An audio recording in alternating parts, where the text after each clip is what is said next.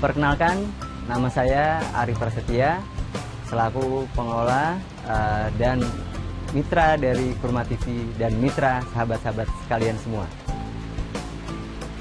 Di awal ini saya ingin memperkenalkan tentang kurma pada umumnya secara garis besar. Pada umumnya, kurma dikenal sebagai tanaman yang multifungsi, yang mempunyai manfaat dari setiap bagian yang ada pada pohon kurma.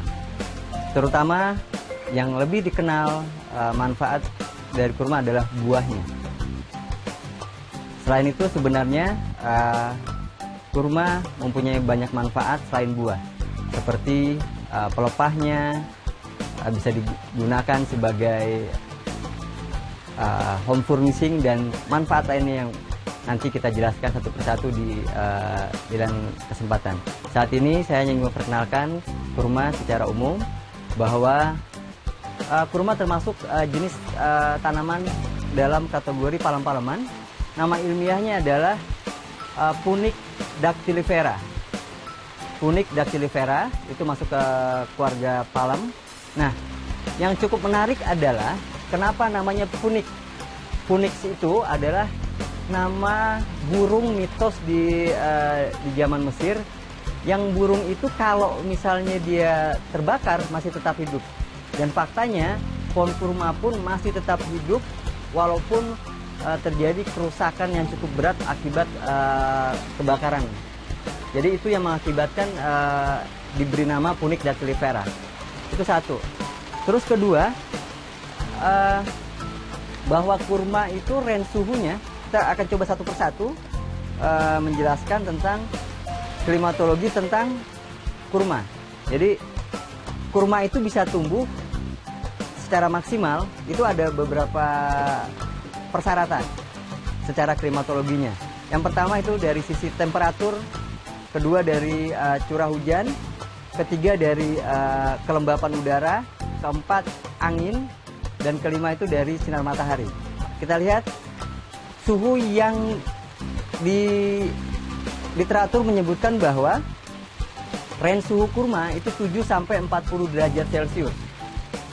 7 sampai 40 derajat Celcius, di bawah 7 pohon kurma tidak mati, dia hibernasi aja. Nah, di sini yang menariknya adalah bahwa kurma tumbuh secara optimum pada saat suhu mencapai 32 derajat Celcius. Oke, dari range suhu ini, kalau kita bandingkan rata-rata suhu di Indonesia yang berkisar antara 20 sampai 35, maka saya menyimpulkan bahwa dari faktor suhu, Indonesia sangat masuk ke dalam range pertumbuhan kurma. Itu yang pertama. Dan ini mematahkan banyak pemikiran masyarakat bahwa kurma itu harus panas, harus di padang pasir dan lain sebagainya. Ternyata kalau kita baca literatur yang sudah dipaparkan tadi, range suhunya 7 sampai 40, optimum di 32. Nanti bisa searching di internet fakta yang tadi saya tampilkan. Oke, terus kedua tentang curah hujan. Curah hujan ini ada dua pendapat yang mengatakan bahwa pendapat pertama, kalau curah hujan itu sangat berpengaruh terhadap proses pembuahan kurma. Yang kedua, tidak berpengaruh begitu signifikan, karena dalam beberapa case curah hujan tersebut mampu membersihkan kurma dari debu-debu dan lain sebagainya. Saya mencoba untuk memacu diri saya mengambil pendapat yang kedua, bahwa kurma sangat bermasalah dengan curah hujan yang tinggi. Di Indonesia curah hujan cukup tinggi. Nah, bagaimana mengantisipasinya curah hujan tersebut? Nah, masalah curah hujan tinggi itu menurut saya adalah pada saat masa dia berbunga dan pembuahan. Dan itu kita bisa mengeksplorasi bagaimana kearifan lokal dalam mensiasati buah-buah di Indonesia yang pada saat hujan itu berbunga, itu ditreatment menggunakan tutup kertas, tutup plastik dan sebagainya. Jadi walaupun ada pendapat yang menyatakan bahwa kurma tidak bermasalah di curah hujan, tapi saya memakai pendapat yang menyatakan itu bermasalah. Itu untuk apa? Untuk kita senantiasa mampu berimprovisasi dan menghadapi tantangan-tantangan tersebut agar hasilnya lebih maksimal. Itu dari sisi curah hujan. Yang ketiga, itu dari kelembapan udara. Kelembapan udara ini cukup menarik. Jadi kalau kita lihat range kelembapan dari beberapa negara penghasil kurma terbesar di dunia, itu range-nya itu antara 37 sampai 77 kelembapannya, humidity-nya 37 sampai 77%. Dan ini data-data ini ada juga di literatur. Nah, kita lihat, saya asumsikan bahwa range suhu kurma bermain di situ, di 37 sampai 77, karena data-data negara penghasil kurma itu yang didata di beberapa bulan tertentu itu range terendahnya di 37, tertingginya 77. Nah, bagaimana dengan kelembapan di Indonesia? Kelembapan di Indonesia itu rata-ratanya 50% sampai 85%. Nah, kalau misalnya secara matematis kita compare, berarti kelembapan Indonesia masih masuk di dalam range kelembapan yang diperlukan oleh kurma bisa tumbuh dengan baik. Oke, keempat sekarang masalah angin. Di sini disebutkan bahwa kurma itu tanaman yang sangat bisa bertahan di dalam terpaan angin yang cukup tinggi. Sehingga tidak mengherankan kalau di padang pasir atau di oasis ada badai padang pasir, kurma tetap survive di situ. Bagaimana dengan kecepatan angin di Indonesia? Kecepatan angin di Indonesia itu umumnya di bawah 5,9 meter per detik. Sehingga sepoi-sepoi. Mungkin kurmanya malah lebih enak tidur dia, tanpa ada anteman angin yang besar. Jadi dari sisi angin tidak ada kendala di situ. Faktor kelima adalah light, cahaya matahari. Disebutkan bahwa pohon kurma memerlukan asupan cahaya matahari yang berkelanjutan, yang baik. Nah, bagaimana dengan di Indonesia?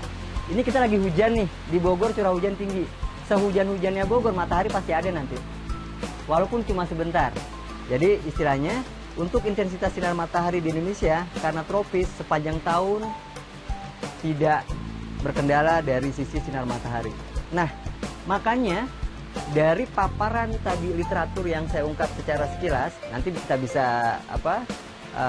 pelajari lagi lebih mendalam. Tidak mengherankan dari paparan tadi secara singkat, fakta di Indonesia kurma berbuah itu sudah banyak bertebaran di beberapa lokasi. Bagaimana caranya untuk mencari pohon kurma berbuah di Indonesia? Silahkan googling aja atau masuk ke akun Facebook manapun yang membahas kurma. Itu sepertinya saat ini sudah mulai banyak orang yang memposting kurma di masjid A berbuah, masjid B berbuah, di lokasi berbuah. Dengan catatan, pohon tersebut awalnya mungkin diniatkan untuk landscape saja, untuk tanaman hias saja.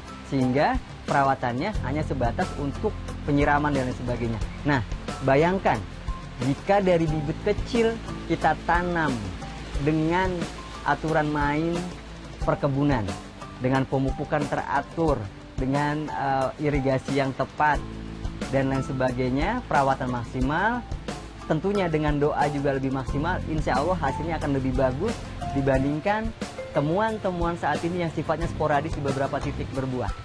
Oke, sahabat-sahabat sekalian, cukup sekian. Nantikan, tunggu kami di episode Kupas Kurma selanjutnya. Terima kasih.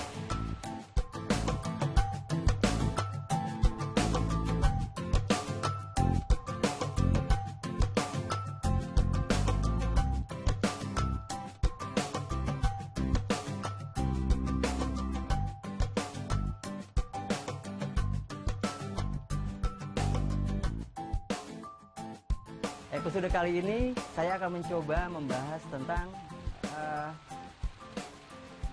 fakta bahwa pohon kurma tumbuh